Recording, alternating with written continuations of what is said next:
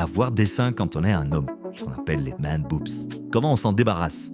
Je vais vous dire dans cette vidéo des conseils très pratiques et à la fin, je vous dirai le meilleur exercice de sport pour s'en débarrasser. Bonjour tout le monde, bienvenue dans notre chaîne santé sur laquelle on parle de tous les sujets sans tabou, toujours avec de la science et bienveillance. Avant de commencer, je fais les deux petits rappels habituels, de vous abonner, liker, commenter, faites vivre cette chaîne. Et le deuxième, il y a des hommes qui disent j'ai de la graisse au niveau des seins, j'ai l'impression d'avoir des seins. Et ça me gêne beaucoup, je n'ose pas aller à la piscine, je porte toujours des vêtements larges, des choses comme ça, ou quand je me déshabille dans l'intimité, ça me gêne.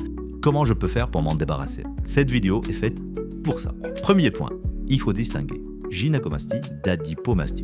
La différence c'est quoi? C'est qu'on peut avoir des seins et c'est des glandes mammaires, c'est-à-dire c'est des glandes sécrétantes, un peu comme chez les femmes, des vrais seins, et ça on l'appelle gynécomastie. Comme on peut avoir une adipomastie, c'est-à-dire une accumulation de graisse sans que ça soit des glandes en fait sécrétantes qu'il y a sous la peau. La gynécomastie, elle, est une problématique médicale. Il faut consulter parce qu'elle peut être le reflet d'un déséquilibre hormonal, déficit en testostérone, excès d'oestrogène. Pour info, on a des petites glandes de sein tous, hein. Il y a des petits restes de glandes de sein qui sont présents, pas des restes, des reliquats on va dire, de glandes de sein qui sont sous les mamelons, sauf que normalement ça doit rester très léger. Donc la gynécomastie c'est un excès de ces glandes. C'est pas le sujet du jour. Le sujet du jour c'est l'adipomastie, c'est-à-dire on a accumulé de la graisse. Souvent parce qu'on a pris du poids et puis au moment où on perd du poids on a l'impression qu'on n'arrive pas à perdre cette graisse là, ou on essaye de perdre du poids de façon générale mais c'est long à perdre cette graisse là. Je vais vous dire d'ailleurs dans cette vidéo comment on fait pour la cibler. En tout cas, voyons maintenant tout de suite les conseils pour l'adipomastie, c'est-à-dire le fait d'avoir accumulé de la graisse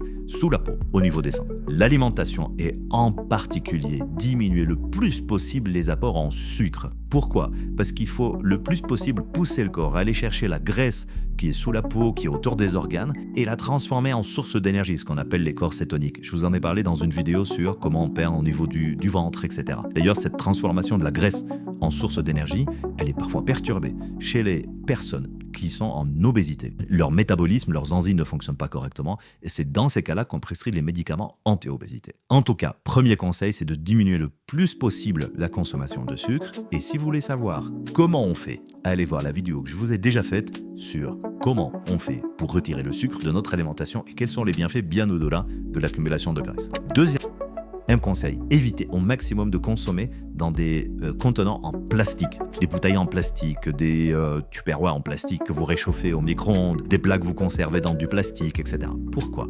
Parce que le plastique, malheureusement, se transmet dans notre corps avec des nanoparticules. Il y a plusieurs études qui ont montré que le plastique s'accumule dans notre corps. Ce n'est plus seulement dans l'environnement, c'est aussi dans notre corps, dans le cerveau, dans le pénis, les testicules, au niveau du cœur parfois.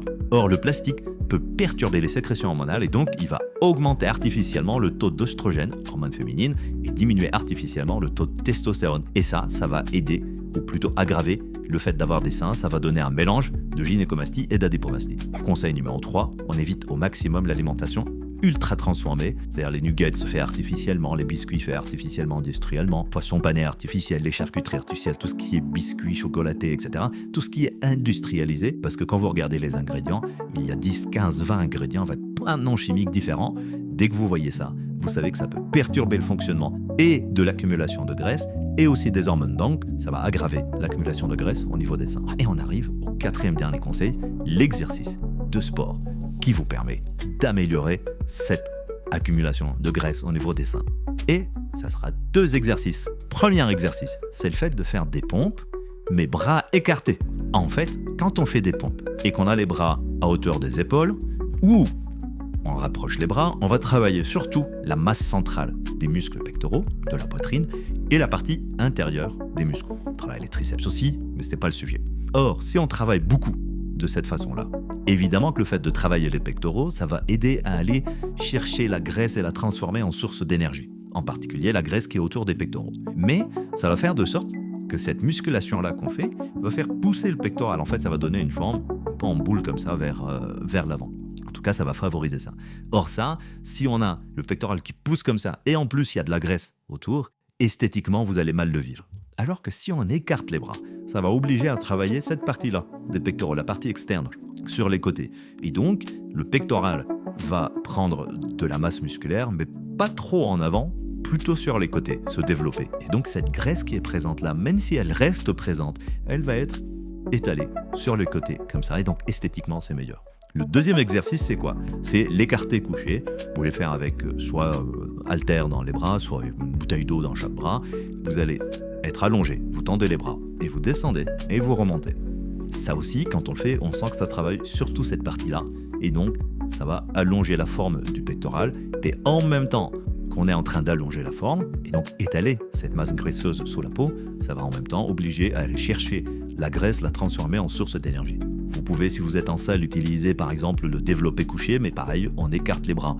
Les appareils qui permettent de travailler le pectoral en position assise comme ça, mais on fait de sorte d'élargir le plus possible le mouvement, en particulier vers l'extérieur. Et si vous avez besoin, vous demandez l'avis du coach dans les salles de sport. Et si malgré tout ça, la situation reste bloquée, il reste d'autres moyens, comme la chirurgie esthétique pour retirer cette graisse qui s'est figée. Si c'est vraiment une gynécomastie, un traitement hormonal, application locale, on applique de la testostérone sur la graisse du sein, mais attention, ça ne marche pas si c'est juste de la graisse, ça marche si c'est l'anomalie gynécomastie, donc après diagnostic médical. Voilà, j'espère que cette vidéo vous a plu, vous avez appris des choses sur comment on fait pour se débarrasser de cette graisse au niveau des seins quand on est un homme. Pour info, ça marche aussi pour les femmes, si on a envie de se débarrasser d'une masse graisseuse qu'on estime excessive au niveau des seins. Moi, je vais vous préparer plein d'autres vidéos sur plein d'autres sujets.